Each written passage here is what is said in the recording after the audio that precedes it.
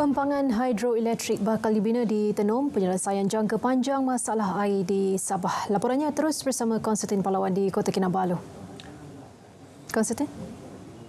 Baik Nurul, kerajaan negeri dengan kerjasama Sabah Energy Corporation dan sektor swasta akan membina empangan hidroelektrik di Ulu Padas Tenom sebagai penyelesaian jangka panjang isu air di Sabah. Projek bernilai RM4 bilion dijangka dimulakan tahun ini dan siap tahun 2027.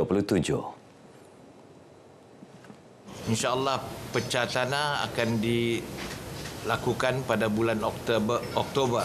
Dengan pelaksanaan projek ini, kita dapat menyelesaikan masalah air untuk jangka masa panjang nanti. Kerana apabila siap empangan di Ulu Padas Tenom ini, ianya boleh menyalurkan air sehingga 6,000 juta liter sehari untuk jangka masa 80 hingga 100 tahun akan datang.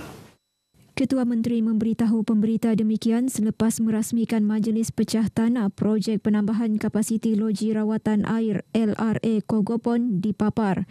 Sementara itu, katanya projek LRA Kogopon bernilai RM379 juta dijangka siap dalam tempoh 3 tahun dan akan menambah kapasiti pengeluaran loji daripada 40 juta liter sehari JLS kepada 80 JLS bagi menampung keperluan bekalan air sekitar kawasan selatan Kota Kinabalu, antaranya Putatan, Papar dan Kimanis sehingga 2040. Kerajaan juga sedang melakukan kajian berhubung empangan Kaiduan Papar yang juga antara penyelesaian jangka panjang isu air selain menampung keperluan pelabur.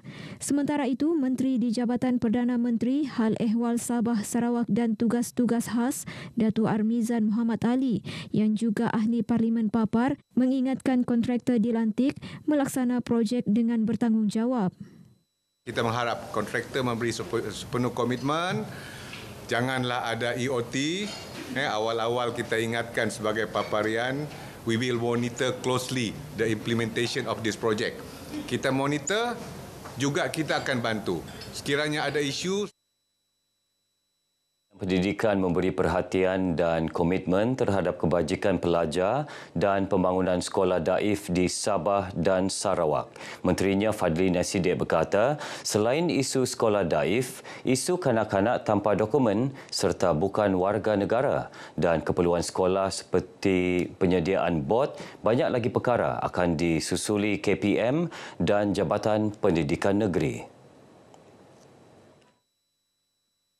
Antara perkara lain juga yang kita bawa, sinergi semua komuniti, khususnya daripada semalam sehingga hari ini kita lihat pelbagai pihak memberikan bantuan, sokongan melalui program-program khusus daripada komuniti untuk membantu anak-anak kita bersekolah. Jadi insya-Allah program seperti ini dan rangka lawatan kerja seperti ini adalah komitmen besar daripada pihak KPM, khususnya apabila yang kita namakan khusus tindak susul Parlimen. Fadlina menyatakan demikian selepas meninjau Sekolah Kebangsaan SK Bangau-Bangau Semporna yang digunakan lebih 40 tahun. Beliau kini dalam lawatan kerja di Tawau, Kunak serta Semporna bagi program tindak susul PTS Parlimen untuk akses pendidikan kanak-kanak warga negara dan bukan warga negara. Menurut Fadlina, KPM melakukan beberapa pendekatan agar tiada kanak-kanak tercicir mendapat akses pendidikan, antaranya melalui program Sekolah Bimbingan Jalinan Kasih yang memberi tumpuan kanak-kanak yang tidak mempunyai dokumen namun ibu atau bapa mempunyai taraf kewarganegaraan. Sementara itu, beliau turut memaklumkan modul penghayatan hadis 40 Imam Nawawi yang akan diperkenalkan di sekolah awam adalah untuk pelajar Islam sahaja. Sehubungan itu, meminta masyarakat agar tidak membangkitkan isu terkait rapat dengan tumpuan utama. Dalam pada itu, Pengarah Pendidikan Negeri Raisin Saidin berkata, antara keperluan mendesak sekolah di negeri ini adalah bilangan bilik darjah yang tidak mencukupi dan daif. Kita berharap supaya daripada tindakan yang dilakukan ini akan dibuat lagi tindakan-tindakan susulan yang selanjutnya di peringkat KPM, dan kami di Jabatan Pendidikan Sabah juga sentiasa akan follow up dan follow terus dengan rapat apakah perkara-perkara yang perlu Jabatan Pendidikan Sabah perlu laksanakan ataupun barangkali lihat apakah bentuk bantuan yang amat diperlukan. Ketika ini terdapat 315 sekolah daif didaftarkan di Sabah. Kementerian Sains, Teknologi dan Inovasi MOSTI melalui Yayasan Inovasi Malaysia YIM melaksanakan program Inovasi Sosial Malaysia MyIS Community sebagai usaha pemerkasaan inovator akar umbi. Timbalan Menterinya Datuk Arthur Joseph Kurup berkata ia memberi fokus merakyatkan teknologi, membangun dan menghasilkan produk inovasi sekaligus menyumbang kepada pertumbuhan ekonomi negara. MOSTI kini giat mempromosi dan melaksana program outreach mencari dan mengenal pasti inovator berpotensi bagi program MyIS. Menggalakkan lagi inovator tempatan untuk menceburi bidang seperti pertanian pintar, dan pada masa yang sama ini juga sumbangan daripada MOSTI untuk bersama dengan kerajaan di negara kita untuk menangani masalah seperti keselamatan makanan dan sebagainya. Datuk Atta ditemui media selepas perasmian dan penyerahan peralatan pertanian moden projek MyIS Community di Penampang. Hadir sama Menteri Pembangunan Usahawan dan Koperasi merangkap Ahli Parlimen Penampang Datuk Iwan Benedik. Dalam majlis ini, dana RM206,000 diserahkan kepada inovator tempatan GE Nitrate Solutions atau Farm Toko yang memperkenalkan projek pertanian moden bersama komuniti daerah Penampang memberi bimbingan kepada 100 peserta mengusahakan pertanian moden berasaskan sistem aquaponik.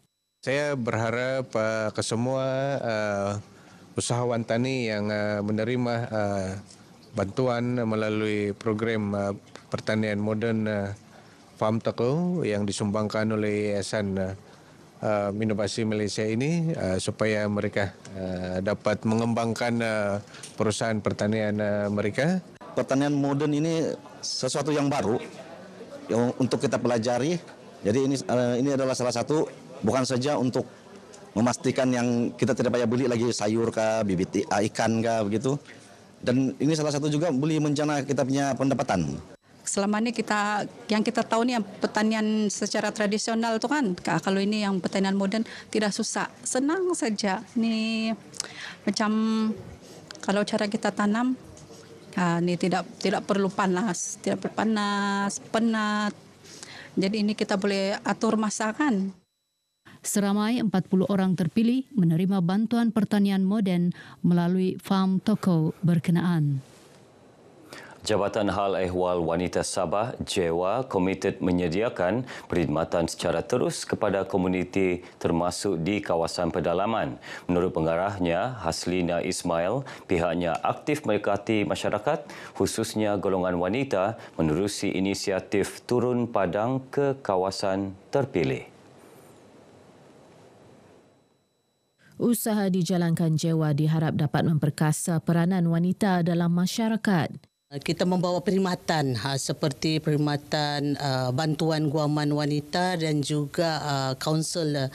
Pada baru-baru ini kita telah melaksanakan program ini di daerah Tongot, Paitan dan juga Suk, yang mana masyarakat tidak lagi perlu untuk ke Kota Kinabalu, tetapi kita akan terus ke sana. Dalam pada itu, Haslina yang ditemui pemberita selepas menjadi tetamu di Konti Sabah FM di RTM Kota Kinabalu memaklumkan sambutan Hari Wanita Peringkat Negeri bertemakan Kasih Wanita bakal berlangsung esok di Kota Kinabalu. Ia dijangka dirasmikan Ketua Menteri Datuk Seri Panglima Haji Jinor bersama isteri Datin Seri Panglima Julia Salak. Antara pengisian sambutan penyampaian Anugerah Wanita, pelancaran fotobook ikon wanita Sabah, pameran dan jualan.